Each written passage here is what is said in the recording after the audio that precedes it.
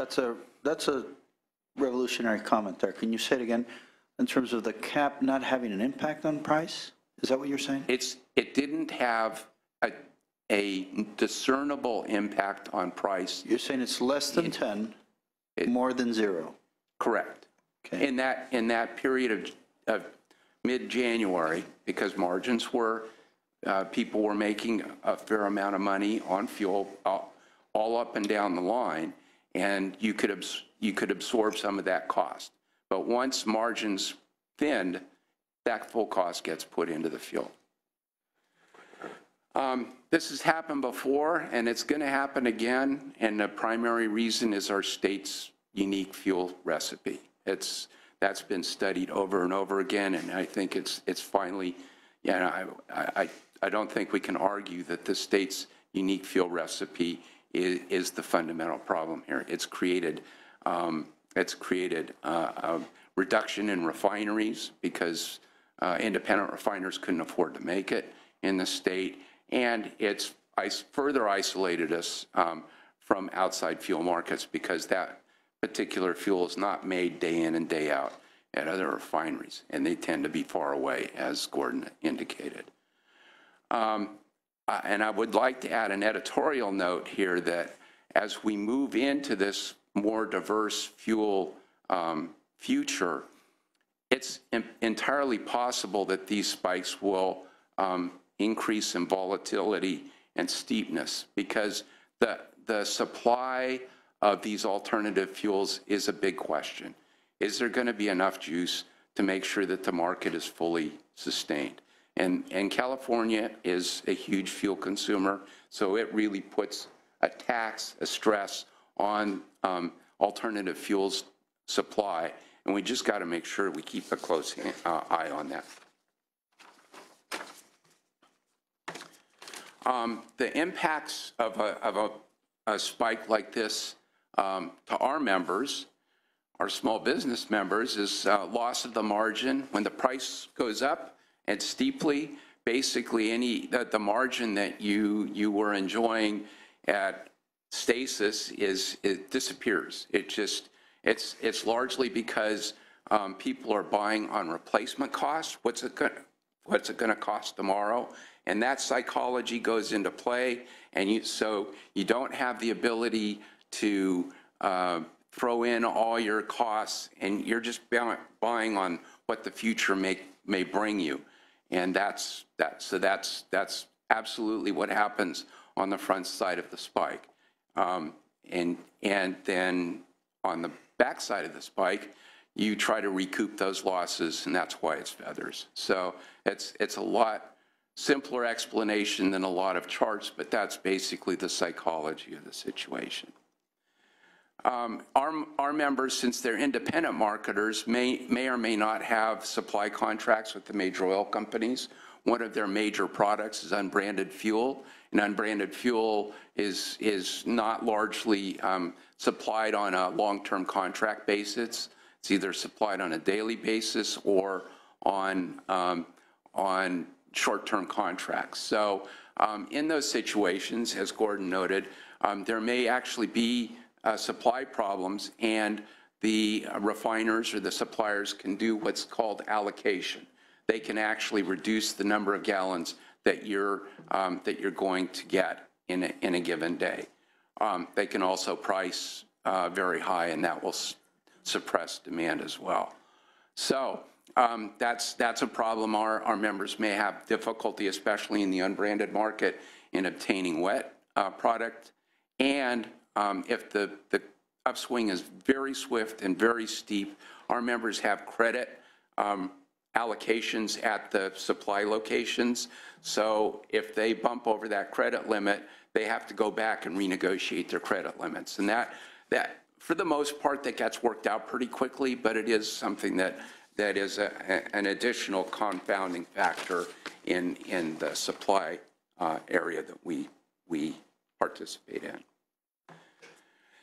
So I'm not going to talk a whole lot more about what's already been discussed in terms of the causes of the situation, but I'm going to offer some quick suggestions.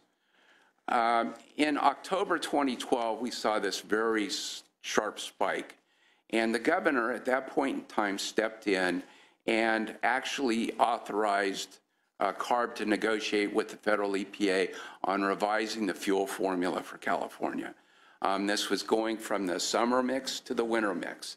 And typically the winter mix is easier to make than the summer mix. So it provides some flexibility to refineries and can provide additional supply out of refineries that aren't impacted by whatever malady is affecting the marketplace. So that is a tool in the toolbox, and I think it's something that should be readily available to the governor. It can work on either summer to winter or winter to summer.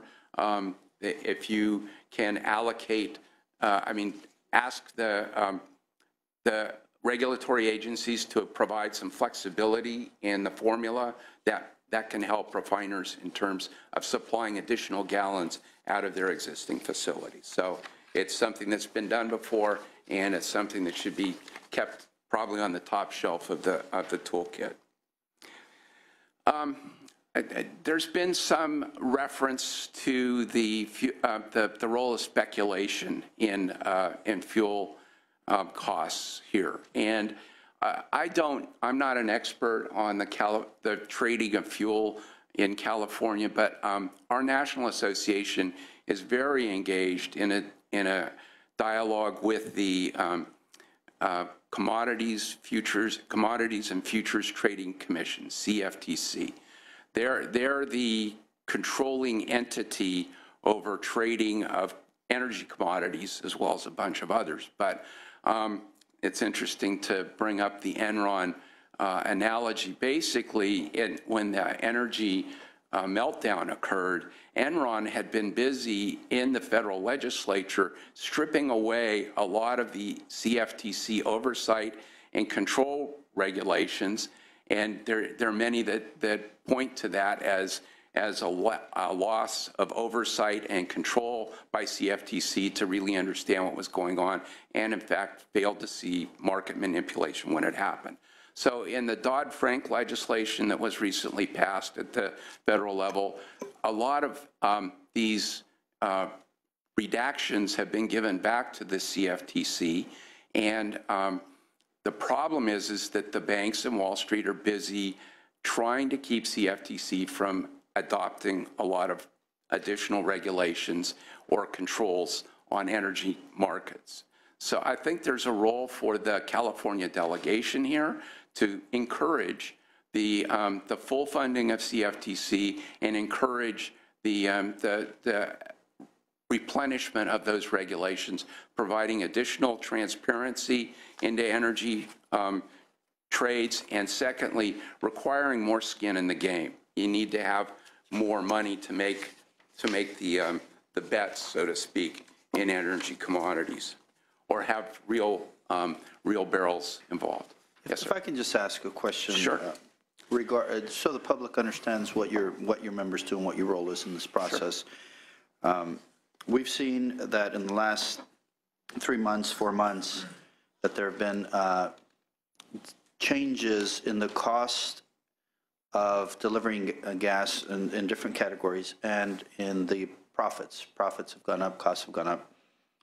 In the column that pertains to you that was in the presentation provided by the Energy Commission, it shows that the distribution, dealer costs and profits, which is the green bar, was about 44.2 cents of every gallon of gas, or every gallon. And then it went down to 16 cents, and then it goes up to 31 cents, and then it goes to 42 cents. Now, why would there be variability? I mean, you're transporting the same amount of gas. You're pretty much paying your staff the same cost. Where's the variability come from? It's pretty much market driven. So it depends. Gasoline and fuels are marketed on the street. You have a 3-foot sign or a signage that shows what your prices are. So it's the only product that you can actually comparative price from the seat of your car. And so marketplace, depending on how other people, and literally retailers drive around and see what other people are charging, and that's how they figure out how to charge on their particular location based upon competition. When you see an upswing in wholesale prices, retail prices tend to scoot with that, and because of this notion or idea of replacement cost, typically you're going to see higher pricing structures or guesstimates that go into place. But generally, we're talking about from one supplier, one retailer to the next, you're seeing minor changes. We're talking about a cent, a half a cent, maybe 2 cents. Yep.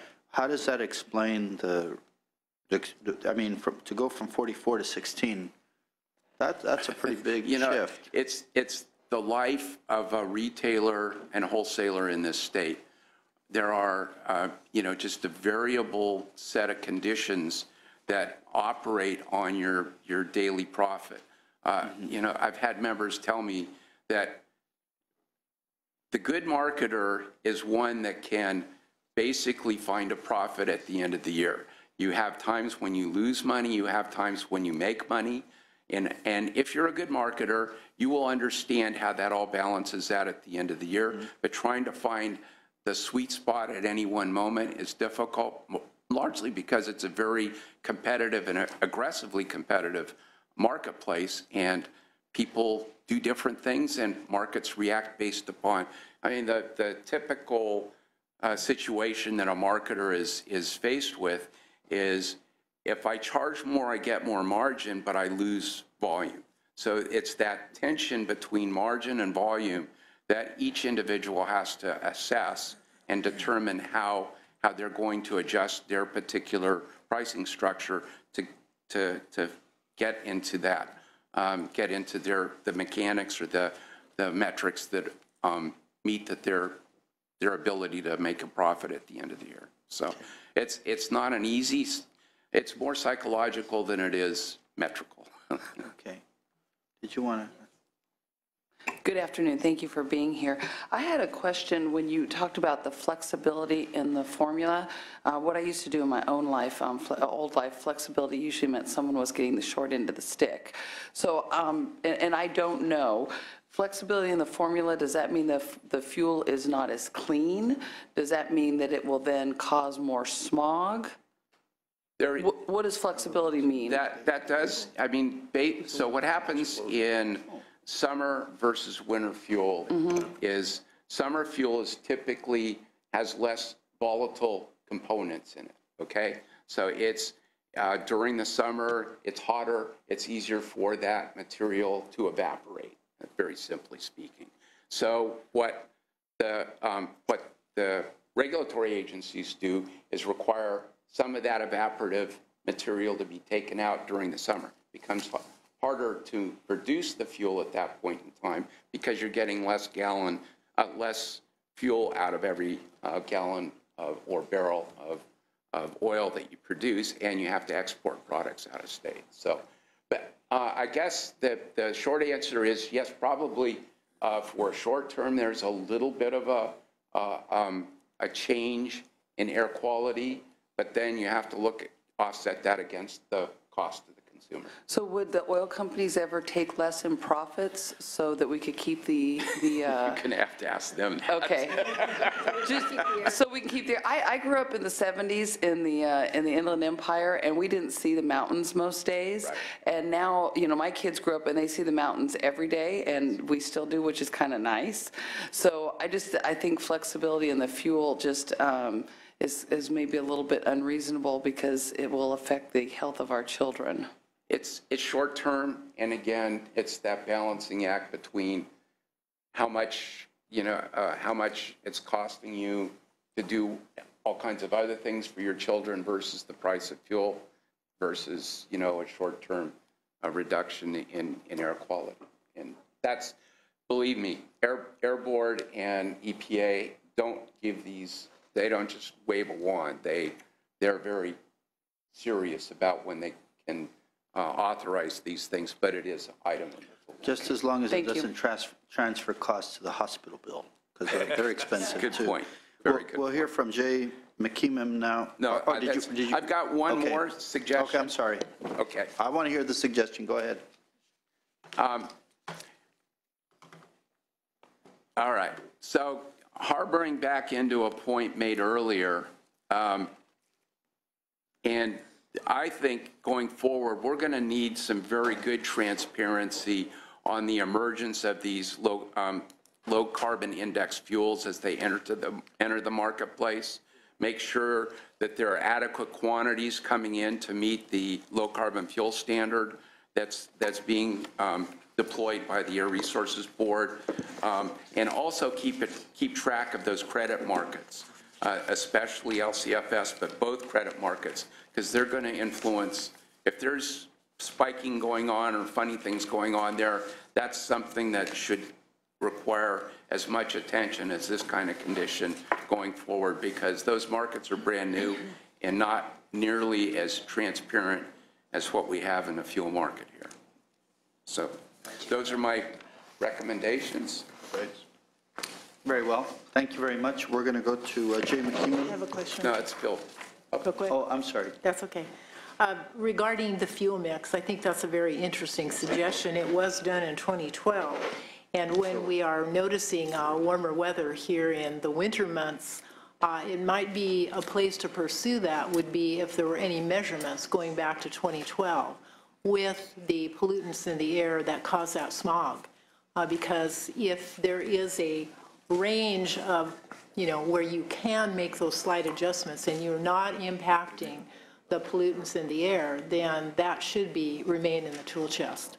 Because I don't think we can just automatically say, oh, wow, we're going to have more smog if we do that, because it has to be in a range, and that's how they measure. That's Is that very, correct? absolutely correct. Good. And because there's a situation in California where Southern California and Northern California have different dates. So you can even look at it in terms of regional application. I would think that's going on now, because I have noticed where I live, it's right over the ocean, and there, with the hot weather, we now have that small brown band. Right. Haven't seen it a lot, so we know that the inversion layer is there. So I think it would be very important before we throw this out, that we have some studies, and that can be done in a very, I think, very timely manner by our Air Resources Board, and I wouldn't be surprised if they're looking at that. They have to convince federal EPA that there will be no significant impact from that situation. So it's done real time. But I think it's not a bad idea to backcast and look at the change in air quality. Well, it's all a balancing act. Alternative fuels, petroleum fuels, air quality. I mean, we have to keep it all in motion if we're going to, in fact, protect the consumers on all those fronts. And I just like to keep that in front of us, because one size does not fit all, and we know that in many, many of our industries. Thank you. Thank you, Mr. McKeeman. We'll go to, now we'll hear from Phil Berliger, which is the economist and consultant to the Western States Petroleum Association. Welcome. Thank you for being here. Thank you, Senator. Let me begin by saying that I am Philip Berliger. I'm an economist. Been studying this market since 1971. Taught at Yale, at the University of California, most recently at the University of Calgary. I have my own firm. I am appearing for the Western States Petroleum Association at their invitation. What I say is my opinion, not necessarily endorsed by them. And I was on the Lockyer task force. I even had a call from Bill about a month ago on something totally different. But I moved from California to Colorado, and I work on for both sides of the issue. I've been working, trying to keep the Keystone from being built, for example, for about 4 years for the National Resources Defense League. So I straddle it.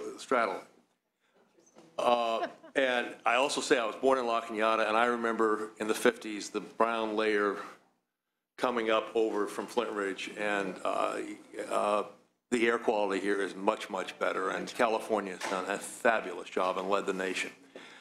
And second comment I've got to say is California is really lucky to have the CEC in Gordon. That presentation was utterly and completely fabulous. I helped create the Energy Information Energy in the Carter administration, and I have been sorely disappointed for years, the quality information, trying to get things out of them, trying to get things done. What you have done here in California with the CEC is truly exceptional. And it's been years since I've been in California, but you should be proud. You've got really good information. Now let me talk about price spikes. We met, Bill Lockyer held his task force, and I participated. I was working, sponsored by WISPA. At the time, we were living in Newport Beach. Since then, there have been a number of other price spikes, and price spikes are not unique to California. One of the things I pulled out of my file when I got the call to come was the FTC report on the Midwestern gasoline price spike, where they went through everything. And there was a very significant price spike there in 2000 when they shifted to reformulated gasoline. Price increases were on the same token. In that case, the Midwest gets some of its gasoline by pipeline from the Gulf Coast. The pipeline broke. There was a refinery problem. They had problems of transitioning to gasoline, and there was just an entirely very detailed investigation. And the FTC concluded, looking at emails and everything else, there was no violation of the antitrust laws. That doesn't mean there wasn't a lot of consumer pain. In the case of Katrina, we had lost a very significant portion of our refining capacity in the Gulf Coast. So Gordon spoke of how the Gulf Coast is an exporter. Well, they didn't have any gasoline on the Gulf Coast. They were short of gasoline, and they imported gasoline from the strategic stocks of Europe that was brought over, and diesel. And also, the reason I think I haven't looked at the data, but I think the reason that we saw a price spike in the gasoline price here on the West Coast is some of the West Coast gasoline was put on ships, Jones Act ships, and taken around to the Gulf Coast and sold to the Gulf Coast. This is arbitrage happens. When the price spike happened in 1999 here, we had one place where we could go to get gasoline overseas, and that was a refinery in Finland, Pornavo. And there was some gasoline that could come from the Gulf Coast. Now there's a good deal of gasoline that can come from the Gulf Coast, the key components that can make the reformulated gasoline, assuming, of course, you can get a Jones Act ship. One of the things that if I were to take what Jay McKeenan has on his list of things is to get the president to waive the Jones Act to move gasoline from the Gulf Coast to here to help meet a problem on the California for gasoline. We have waived the Jones Act in the case of release of strategic petroleum reserves. We also now can get gasoline from Singapore, was not available then, and shortly we'll be able to get gasoline from Saudi Arabia, where we have two very large new refineries come on, both of which have the capacity to make carb gasoline. So what's happening is there. Now, oil price spikes also occur in heating oil. As a matter of fact, we had a very significant price spike of heating oil in this last March. It's warm here. It's warm where I live in western Colorado. But if you talk to somebody in Boston, they'll tell you about their broken back and the amount of snow they've been shoveling. And it got cold enough, it shut down some refineries. The Delaware River, which George Washington went across in the Revolution, froze, and they had to shut down a major refining facility there, and heating oil prices went up. Consumers in the East Coast generally didn't suffer, although when I started doing this, and for years, and even today, one worries about the New England home heating oil consumer because they spend a great deal larger share of their budget on heating oil than consumers do on gasoline here in California. Why don't they worry about that? Well, one of the things that dealers offer in the East Coast is fixed price contracts. That is, you can sign a deal and the dealer sits and does a contract on the New York Mercantile Exchange or through a broker or something, and so essentially acquires the oil, and they've got the oil and the price is guaranteed. One of the distributors I've worked with for years in Maine regularly does this with its Maine customers. Some of the customers come in and they prepay part of it, so they put up margin just as Jay's clients would, and they have a fixed price. For years, I have been trying to get people to market gasoline in the same way, essentially market gasoline the way you market cell phone minutes. I mean, you pay a fixed price per month for your cell phone, and you get so many minutes and so on. Why can't you do it? It's been difficult in gasoline, with gasoline, because of the Petroleum Marketing Practices Act makes that more complicated. And that was the case even in 1999. Today, though, they have some independent suppliers, and everybody talks about the small independents. Well, I don't think Costco's a small independent, but it's an independent. I don't think Walmart's a small independent, but it's an independent supplier of gasoline. And I don't think Safeway is necessarily a small independent. All of those firms can do it. And in fact, if you go and you start looking at the mechanics of the economics and the market behavior, which is what I really study, you find that that change in structure in California that has led to much larger participation of Costco in the gasoline market was a principal contributor to the price spike in 2012, because Costco did not sign one of these term contracts with suppliers. It was buying on the spot market, but it's not one of these mom and pop operations, these 30 employee operations. It's Costco. And we know how Costco operates. It's very successfully and very beneficially to the consumer, but it buys in bulk and it is aggressive on prices. And once in a while you can get hurt if you're aggressive on prices. And in 2012 they were cut off. And what happened was then that the other independents that could get gasoline wound up paying $1 more, and then the process, everybody just followed that price up. This is the competitive way the market works. Same way the airlines work. Now, so you sit and you say, okay, you have this structural change with this with a very large buyer. Costco is one case. I don't know about Walmart here in California so much. But that can lead to a situation, if there's a supply disruption, such as Gordon has described, where prices have been held down when supplies are ample, where the Costco is pushing and negotiating to bring down the price, and then suddenly they get turned off, and the price then will bounce dramatically.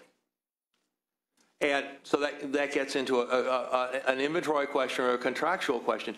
Should you be focusing on the refiners necessarily who are trying to produce as much gasoline as they can? And you know, I am certain that Tesoro would love to have its Martinez refinery up, just because the amount of profits they're losing on that refinery, given the volumes going through, they're not going to make up on their other units.